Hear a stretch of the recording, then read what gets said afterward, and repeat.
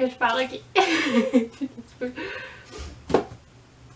Bonjour à tous les passionnés de lecture, je vous retrouve aujourd'hui parce que j'ai reçu un colis bien spécial par la poste. C'est ma fameuse boîte. En fait, je l'ai reçu au début de la semaine, sauf que là, je voulais attendre la fin de semaine pour vraiment faire une vidéo, là, prendre le temps de me poser pour l'ouvrir, de ne pas avoir le travail dans la tête et tout, là, de vraiment être concentrée sur cette boîte-là. Je peux dire que ça a été assez difficile là, de résister jusqu'à la fin de semaine pour l'ouvrir, mais j'en ai bien pris soin toute la semaine quand même. Je l'ai torloté, je me suis assurée qu'elle soit confortable. Mais là aujourd'hui, je suis prête à l'ouvrir, je suis vraiment excitée. On dirait que je sais pas trop quoi dire. Mon Dieu, il faut donner un peu de contexte. Alors, je suis une jeune autrice, donc j'ai écrit mon premier roman il y a de ça environ. J'ai terminé l'écriture il y a environ 1 an, donc je l'ai soumis à une maison d'édition et ça a été accepté, donc il va être publié là, le 5 avril prochain.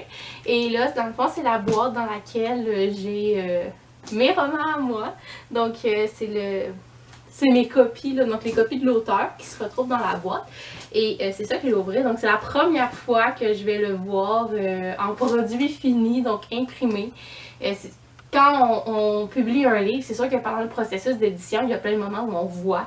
Donc il y a des moments excitants comme la première fois que j'ai reçu la page couverture pour approbation, la fois où j'ai reçu donc tout le texte qui est mis en page, là, donc vraiment au format roman pour faire la dernière approbation.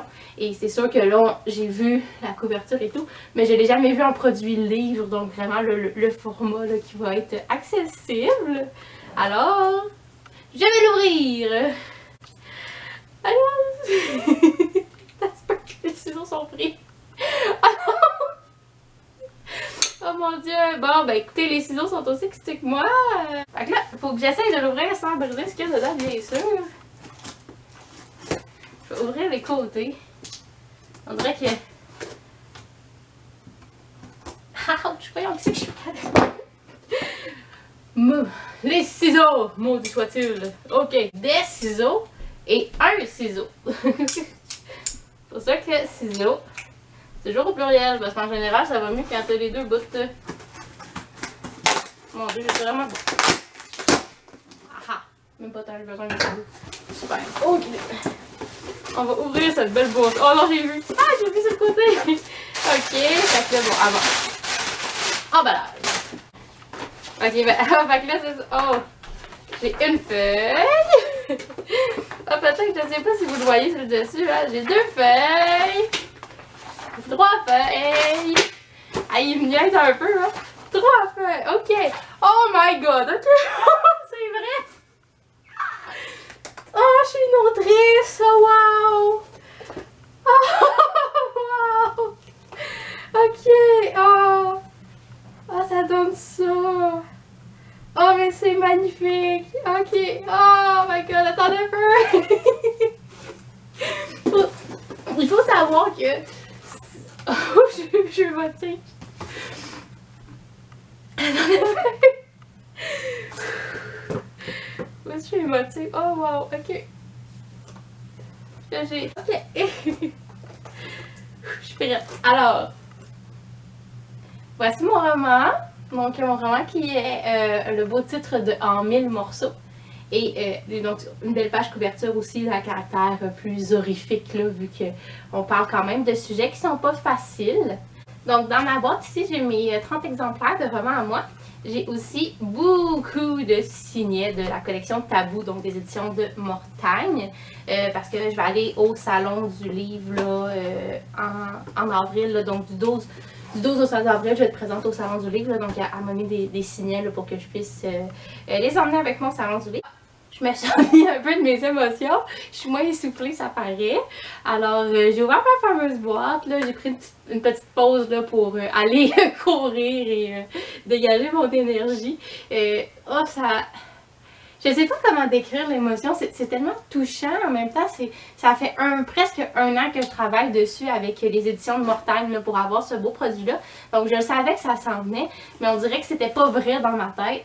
Et moi, il faut savoir que depuis que je suis tout petite, j'arrête pas de dire que mon rêve c'est d'écrire des romans, donc de devenir une autrice, de pouvoir partager mes histoires, peu importe quelles qu'elles sont. Là. Donc j'avais beaucoup d'imagination quand j'étais petite. Et donc toute mon enfance, j'ai partagé la volonté que j'avais de faire un peu ce métier-là. Et là, on dirait que ça fait un an que je le sais que je vais être officiellement, là, donc que c'est un rêve qui est accompli de mon côté. En fait, c'est qu'il y a une différence entre le savoir et le croire. Donc, je le savais que ça s'en venait, mais je le croyais pas encore. Et là, d'avoir ma boîte, de le voir là, vraiment, là, de pouvoir le prendre, de le voir en plusieurs copies aussi. Donc, c'est pas juste une copie que j'ai, là, que j'aurais pu faire. Donc, c'est vraiment pas juste une copie que j'ai, donc de voir qu'il y a plusieurs copies, donc il y a plusieurs personnes là, qui vont pouvoir lire ça, donc je vais vraiment pouvoir partager ma plume, mes histoires et toutes les belles choses que je peux dire là, à travers mes personnages, parce que c'est sûr que ce roman-là, il est inspiré de mon histoire personnelle, mais ça reste des personnages qui sont dedans. Donc j'ai pris des éléments de mon histoire, mais j'ai vraiment romancé, donc on appelle ça un roman, c'est pas pour rien. Donc c'est romancé là pour rendre le tout un peu plus intéressant. Donc le résumé de ce beau roman-là, c'est une jeune adulte qui se retrouve à aller dénoncer à la police. Et on la suit donc à travers toutes les différentes étapes du procès. J'ai écrit ce roman-là vraiment pour aller aider les personnes aussi peut-être qui se posent des questions, qui ont vécu des situations similaires ou qui en vivent en ce moment. Moi, je sais qu'au moment où je suis allée dénoncer, j'avais aucune connaissance du système judiciaire et ça a été un frein pendant plusieurs années à aller de l'avant. Donc, je me suis dit, puis souvent, il y en a beaucoup de romans qui parlent de ce sujet-là, mais qui sont très concentrés sur le côté de l'événement en soi, à quel point ça détruit une personne. Moi, je voulais vraiment l'axer sur à quel point tu peux guérir de ça, que oui, ça prend du temps, oui, ça prend des ressources, mais que tu es capable de passer à travers en t'entourant bien. Et aussi, là, donc, de vraiment axer sur le processus judiciaire qui est souvent un peu... En fait, qui est souvent méconnu, qui effraie, et surtout les personnes donc, qui ont vécu des abus, parce que souvent, c'est des personnes qui se retrouvent en figure d'autorité à nous.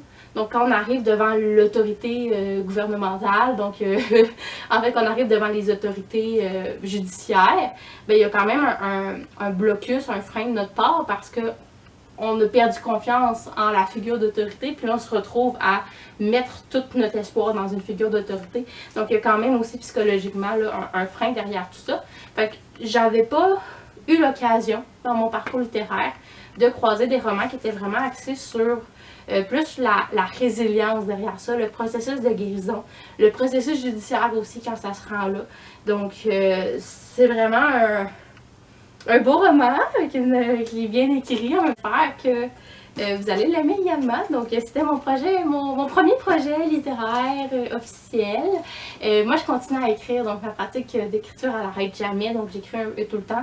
D'ailleurs, même ce matin je suis allée au café, j'ai écrit une dizaine de pages là, de mon prochain projet qui est en cours. Là. Donc vraiment encore au stade embryonnaire, là, donc on est encore à la première rédaction. Mais donc n'hésitez pas à me suivre là, pour être au courant des autres projets qui s'en viennent. Je vais les ranger dans ma bibliothèque en attendant. Elle va avoir un aspect très narcissique, ma bibliothèque, avec 30 exemplaires de mon roman.